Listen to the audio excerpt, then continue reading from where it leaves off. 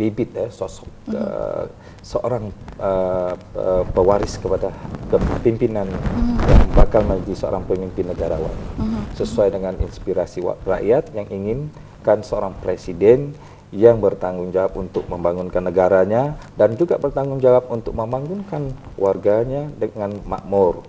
Maka itu adalah tanggung jawab seorang pemimpin. Iya. Maka tapi di sini untuk itu kita terima telepon dulu, Pak. Ya, baik. Halo, selamat malam. Selamat malam. Halo, selamat malam.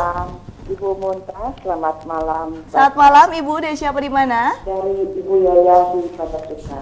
Ibu Yayan? Di Padasuka. Oke, di Padasuka. Silakan Ibu, langsung saja. Silakan Ibu. Ya, selamat malam. Assalamualaikum. Waalaikumsalam. Ya, Waalaikumsalam warahmatullahi wabarakatuh. Iya. Kenapa Ibu? Sangat menarik sekali dengan acara The President seperti ini karena memupuk calon-calon pemimpin di Kota Bandung. Apalagi dengan acara ini, kayaknya saya udah melihat di beberapa media, tapi kayaknya kurang greget nih. Seharusnya Bapak menggandeng dinas pendidikan, Pak, karena di sini Kota Bandung sebagai motornya anak-anak terutama ini anak-anak SMA, Pak. Tetapi seperti Berdapil itu juga pasti banyak, Pak. Lalu kalau bisa jangan diadakan di satu universitas di Bandung, di Unpad itu, Pak. Kalau bisa tolonglah di tempat terbuka seperti di Gedung Indonesia Menggugat atau bisa juga di tempat-tempat terbuka, karena ini anak-anak pun juga atau masyarakat umum kayaknya tantangannya lebih besar lagi kalau di universitas seperti itu gitu, Pak. Nah, lalu kalau misalkan dengan judulnya itu pun juga takut juga, gimana nih materinya seperti apa gitu. Takutnya mereka anak-anak di sini presiden berdoa harus berwawasan lebih tinggi lagi, gitu kan ya, Pak? Betul. Iya. Mungkin Bapak kapan lagi sih, Pak? Bapak mau ngadain ke Bandung, Pak? Ini sebenarnya sudah berlangsung, Ibu. Hari ini sudah berlangsung dan besok adalah putaran keduanya yang terakhir dan nantinya akan dibawa 3 peserta besar untuk ke Jakarta, Ibu. Jadi diharapkan mungkin kalau ada yang tertarik bisa langsung saja nanti ikut di Jakarta ya, Pak, ya, di sekitar bulan depan. Di Jakarta. Iya, sayang sekali memang, Bu, ternyata sudah mulai untuk hari ini karena dan besok tinggal putaran terakhirnya saja. Oh, sayang sekali ya. Sayang sekali, Bapak, kenapa Bapak harus cepat-cepat meninggalkan Bandung, Pak? Ya, Bu, mungkin ya terima kasih pada Bu ya, doanya Ibu. Untuk ada ini continuity ya, Bu, ya. Jadi tiap tahun ada ya. Jadi seperti event. Ya, Bu, ini adalah season yang pertama yang kita adakan, maka strategiknya sebagai sasaran kita untuk mendapatkan kontestan peserta ini harus dari sasaran kita ada dari universitas dan juga kepada narasumber daripada student-student daripada SMU, SMA gitu dan sedikit sebanyaknya tentu sekali kita ini kan program yang pertama. Jadi untuk melancarkan akan ada perbaikan-perbaikan ke depan akan terus ke wilayah-wilayah yang kecil tuh tentu sekali sulit. Maka bagi kita untuk yang penting, yang utama sekarang untuk menjawabkan kebutuhan negara dan kebutuhan dan kewajiban setiap bangsa ke atas apa kewajiban kita kepada negara yang akan dituntut, yaitu waris kepada pemimpin. Jadi pemimpin itu akan berada di mana-mana saja, dimanapun mereka bisa dicari, khususnya tentu sekali melalui di kawasan pendidikan seperti sekolah, universitas dan di publik, di mana-mana saja. Yang pentingnya kita mengadakan sesuatu fondasi pertama kita sebagai pembuka. Presiden adalah satu program yang pertama kali diadakan di dunia, malah bukan hanya di Indonesia, di dunia pun tidak pernah diadakan. Dan program ini pun tidak pernah diajari di mana-mana universitas di dunia, termasuk di Harvard, di UCLA, di Cambridge, di Oxford University di Europe. Tidak ada. Tapi kita berbangga sebagai bangsa Indonesia, itu harus berbangga karena ianya program ini lahir di negara Indonesia sendiri. Iya, benar. Yang yang didesain oleh warga negara Indonesia. Iya. Maka itu banggalah, Bu. Ya, silakan Ibu Yayan lanjutkan. Ya, Pak Asmi, terima kasih Anda sudah memberikan sumbangsih yang cukup baik untuk Anda, untuk negara dan anak-anak bangsa. Semoga anak-anak di Kota Bandung, terutama ke generasi muda, bisa menjadikan pemimpin dan calon presiden di tahun 2030. Amin. Selamat malam, Pak Asmi. Terima kasih Bu. Pak Ibu Yayan pada Sukaya. Selamat malam Ibu. Ya, ini mungkin langsung saja nih. Tadi ada 2 pertanyaan dari Ibu Yayan yang saya kenapa pilihnya di tempat-tempat di Unpad ataupun di universitas, kenapa tidak di tempat publik saja? Karena kalau bisa kita tahu ini memang banyak sekali ya gedung-gedung heritage ataupun peninggalan. Sudah kita jawab.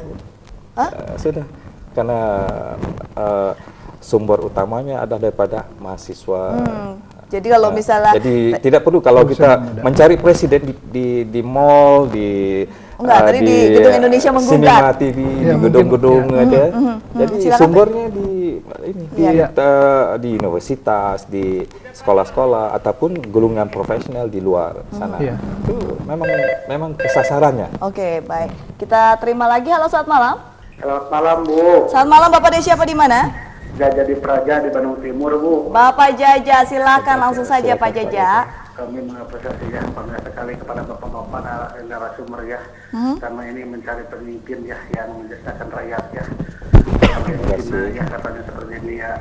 Tapi mohon maaf ya, menurut hemat saya kalau teori dengan implementasi susah sekali ya. Bahwa di Indonesia ini pemimpin-pemimpin yang baik sudah kontaminasi kalau masuk kepada dunia birokrasi ya. 2 hal, dunia birokrasi dan dunia politisi.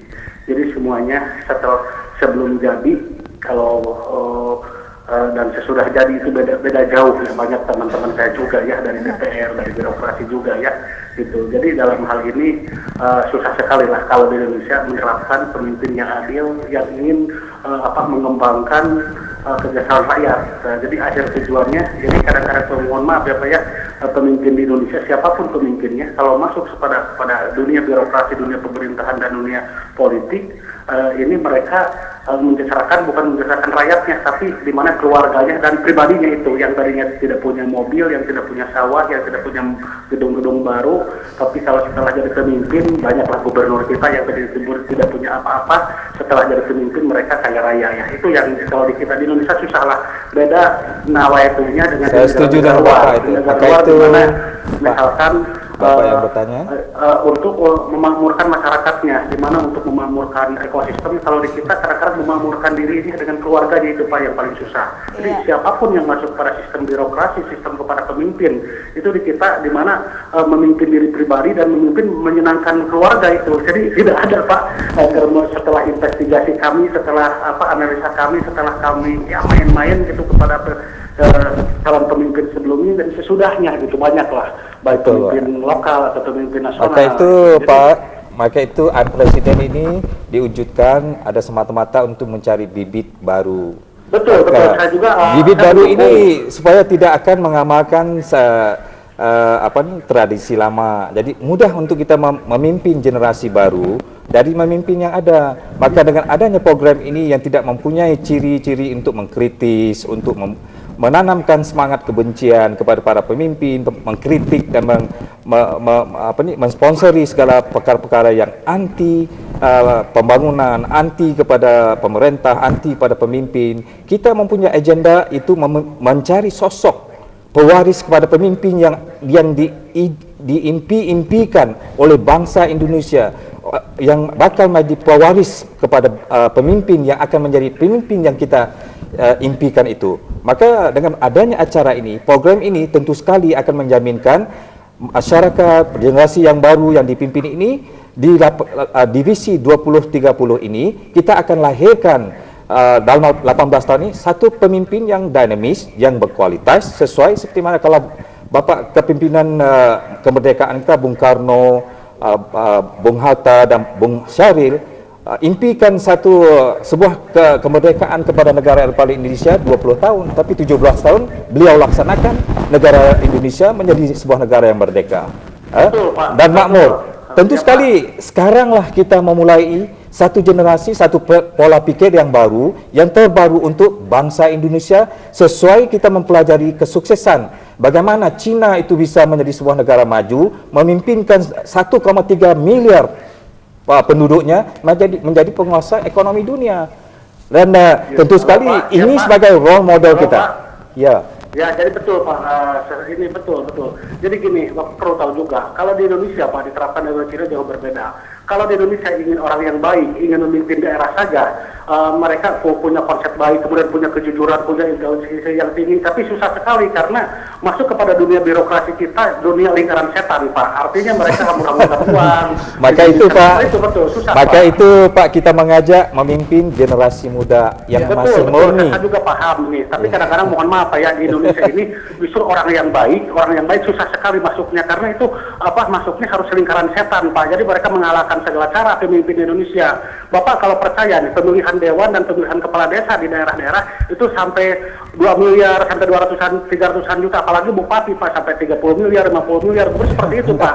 Justru orang yang baik Pak susah kalau di Indonesia Pak. Kalau di Indonesia susah. Beda dengan di Cina. Di Cina itu betul Pak, nawaiatunya di mana Cina itu seperti Malaysia Pak. Di Malaysia itu jadi rakyatnya yang mendukung. Rakyat itu bukan lihat finansial, tapi kalau di Indonesia siapapun yang membagikan uang mereka didukung gitu. Tapi kalau di Amerika atau seperti di Cina itu didukung oleh rakyat sepenuhnya. Rakyatnya mengeluarkan apa saja. Yang penting pemimpin ini bisa jadi supaya dasar rakyatnya memamurkan. Itu beda Pak, jauh beda dengan Indonesia Pak. Di Indonesia ini banyak orang Bapak, satu pertanyaan aja saya tanyakan kepada Bapak inginkan jenis pemimpin yang sebagaimana Indonesia ini akan menjadi sebuah negara apa, dan bagaimana masa depannya warga kita yang kita pinginkan 5 tahun ke depan?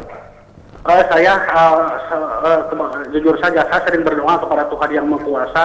Saya ingin punya pemimpin yang baik. Tapi kadang-kadang Pak, ini di Indonesia ini punya pemimpin susah sekali gitu. Maka dukung kita Pak. Ya, dukung Pak, generasi baru, generasi mendukung penuh. muda, ini saya mendukung penuh, tapi ini realita di lapangan dan teori gitu. Kadang-kadang apa yang dikatakan barusan di TV1 ya, yang melahirkan pemimpin-pemimpin yang korup ini hasil akademisi Pak. Banyak yang korup di Indonesia ini yang pintar-pintar hasil akademisi. Itu ini perlu kita jujur itu. Nah, oleh karena itu saya berdoa kepada Tuhan yang Maha Kuasa. Semoga di tahun yang akan datang gitu, pemimpin-pemimpin yang adil gitu, Pak, yang betul-betul seperti Cina lah, dasar rakyat gitu. Itu aja Pak. Saya berharap gitu, tapi kadang-kadang susah sekali Pak. Terima kasih ya Pak. Di Indonesia ini. Terima kasih atas presentnya. Mudah-mudahan sukses. Maka izinkan kita untuk meneruskan acara kita. Mudah-mudahan dengan dukungannya Bapak kita akan dapat membawa banyak lagi inspirasi warga, perubahan yang pasti. Ini memang pro dan kontra ya. Mungkin Pak Charles ingin menambahkan, silakan. Nah, program M-Presiden ini kita memutus mata rantai yang Bapak maksudkan ya. Kita dari beberapa kota ini yang kita lakukan, kita menemukan anaknya tukang ojek ya. Kita menemukan anaknya dari pulau ikut audisi di kota misalnya Makassar. Anak yang jual koran. Kita mereka ternyata memiliki kemampuan tapi tidak memiliki kesempatan. Dan itu memang sengaja kita lakukan audisi di universitas. Tapi sekali lagi kami ini lembaga independen yang tidak ada boncengan dari kiri kanan atau dari sponsor daripada itu mungkin yang ditakutkan oleh Pak Jaja juga kan. Jadi memang mungkin ini juga curhatan hati ya, kalau bisa dibilang memang masyarakat memang sudah kayaknya sudah capek gitu Pak ya melihat politikus sekarang. Kalau saya bilang kalau saya boleh bilang itu mencari generasi muda yang murni ini sebagai sosok pimpinan sasaran kita. Mudah-mudahan dalam targetnya 18 tahun ini ada pemimpin yang sekarang yang bisa mendengar bahwa logiknya visi anak muda ini malah ianya membawakan kepada solusi untuk bangsa. Why not follow? Maka itu kan kita belajar daripada kesuksesan negara yang maju. Kan itu telah menjadi contoh dan role model dunia yang telah sukses membuktikan mereka itu berhasil sukses. Maka kenapa kita harus belajar dari pemimpin yang gagal? Benar sekali. Mungkin Pak Charles, kita juga sangat berharap kita membuat event ini ya. Selain itu kita juga sangat berharap kesempatan-kesempatan dari generasi muda di Indonesia supaya mereka bisa menunjukkan kemampuan mereka, karena selama ini kita juga melihat bahwa banyak pemimpin-pemimpin yang sekarang atau yang dulu-dulu ya, mereka karena faktor keturunan dan faktor keluarga. Misalnya bapaknya gubernur, anaknya yang hanya insinyur pertanian bisa jadi misalnya ketua DPR. Nah, gimana insinyur pertanian mengatur rakyatnya ini? Apakah kita hanya disuruh? Jadi di situ rantai yang kita putuskan untuk kita cari SDM-SDM yang sebenarnya memang handal, tidak hanya karena dia pintar berpidato, bukan, tetapi dia pintar juga memberikan solusi. Ya, misalnya ada beberapa contoh. Maka itu uniknya program Unpresiden ini bukan hanya di-package dengan nama dan kebijaksanaan perpidatoan. Kita punya package model, buku dan strategi, 20 strategi, bukan hanya semata-mata teori. Ini adalah satu analisis dan kajian kita yang benar, terbukti, seperti negara Cina yang sukses, negara India yang sukses, dan UAE ini sukses. Ini menjadi role model yang akan diimplementasi oleh para kontestan generasi muda yang berpartisipasi dalam acara ini, akan menjadi ilmuwan kepada mereka untuk menjadi pemimpin yang benar-benar bersiap sedia menjadi pemimpin masa depan. Maka masa kita depan yang baik tentu saja bersih ya dari mana-mana ya Pak ya. Itu tentu saja yang diharapkan, kayaknya pemimpin yang bersih. Tapi kita ini mungkin pemirsa bisa lihat ini adalah referensi untuk ini ya, untuk para peserta. Kita akan bahas mengenai ini sesaat lagi. Tetaplah bersama kami dalam Dialog Khusus Bandung TV. Pemirsa, terima kasih Anda masih bersama kami dalam Dialog Khusus Bandung TV. Silakan, masih ada waktu untuk Anda pemirsa untuk kembali berinteraksi bersama kami melalui line telepon kami di 022-721-3861. Sambil menunggu telepon dari Anda lagi pemirsa, saya akan kembali berbincang. Ini mengenai perubahan membawa harapan. Terus ini 20 strategi untuk menjadi negara maju. Ini mungkin menjadi referensi para peserta ya Pak ya. Tapi kenapa dipilih buku ini sebagai referensinya? Ya, tentu sekali ini keunikannya program Unpresiden. Setiap program acara reality show, reality yang sebenarnya kalau kita ingin adakan harus mempunyai identiti yang sendiri. Model, role model yang kita ingin pimpinkan kepada setiap partisipasi student kita, mereka harus mempunyai modal ataupun modal operandi yang harus diikuti. Maka role model yang kita ambilkan ialah mencontohi kesuksesan negara Cina tadi dan India dan juga UAE itu yang mempunyai strategi pembangunan perekonomian, agenda perekonomian yang dibawa oleh pemimpinnya supaya negaranya lebih maju ke depan, lebih kompetitif, lebih menawarkan satu solusi kepada warganya yang miskin menjadi makmur. Maka itu salah satu buku ini mengupas segala kebijaksanaan pemimpin yang saya sebutkan tadi itu, dijadikan satu buku di mana 20 strategi untuk membangun negara Indonesia misalnya.